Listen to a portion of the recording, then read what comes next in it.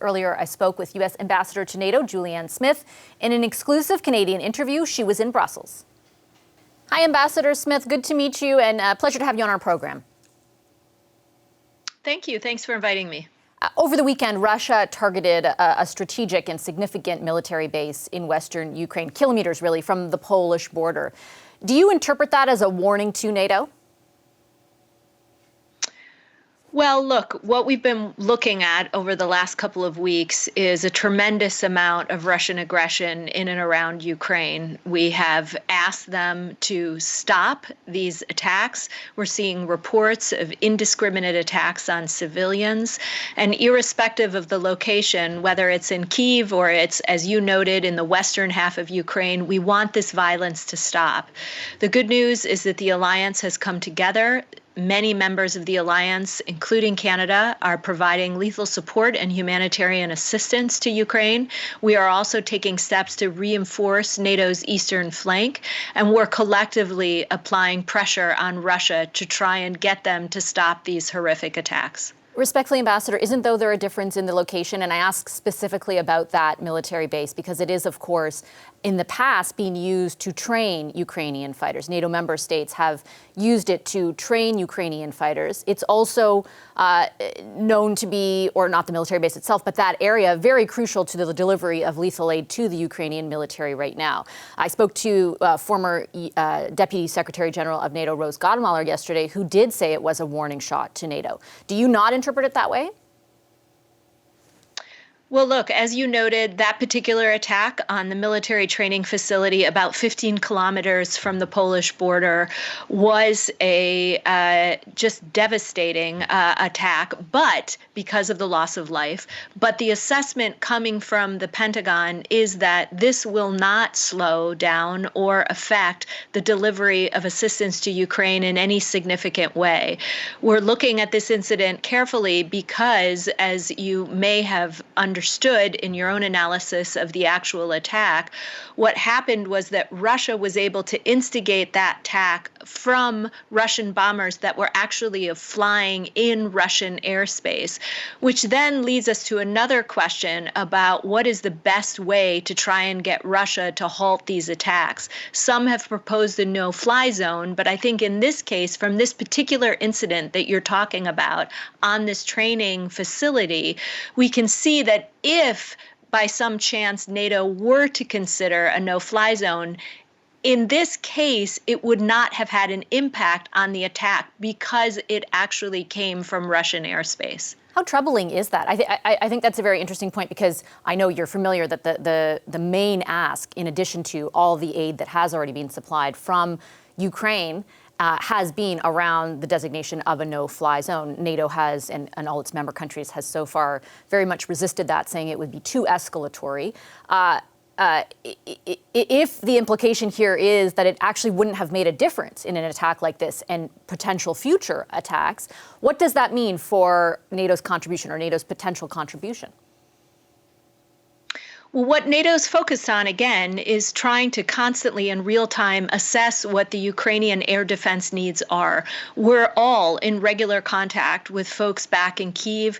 We've engaged at the highest levels. They are continually relaying messages to us about what their specific security needs are. The U.S. has provided over the last year $1.2 billion worth of security assistance. Canada has also provided a tremendous amount of security assistance.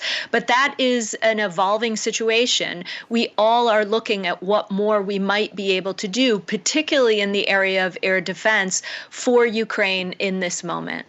Is it NATO's position that any member country providing fighter jets to Ukraine, and I'm thinking, of course, back to what Poland offered to do and then was rejected by the Pentagon, by the White House, as untenable. Is it NATO's position that any sort of lending of fighter jets by any NATO country to Ukraine is untenable? NATO doesn't have a specific policy on what individual nations can or cannot do.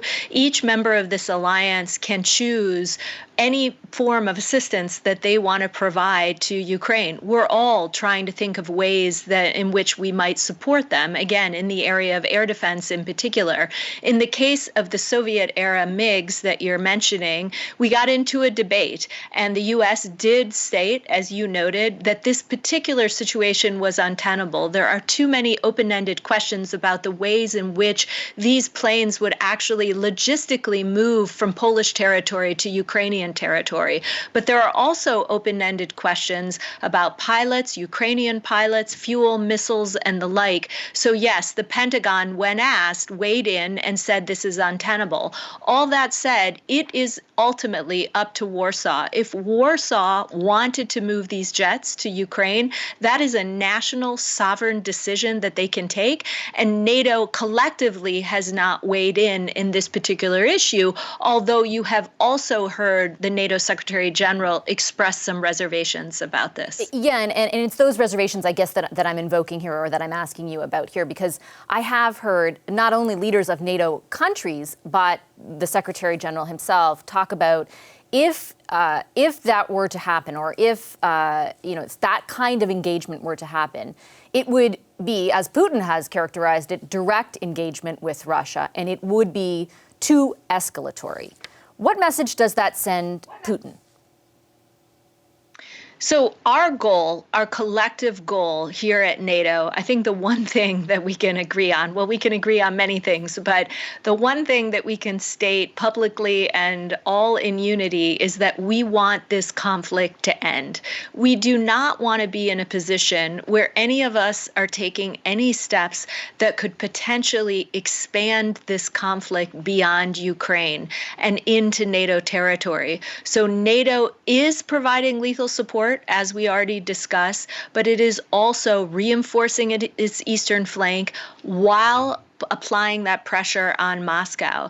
We don't want to get into an escalation. What we want to do is to persuade Putin to take the right path, and that is towards a ceasefire, and that is towards ending the violence, full stop. So that's kind of the collective view here in NATO headquarters right now. Is it fair to say, Ambassador, if this war ends up involving NATO countries, if there is direct engagement, it will be because Putin went there first?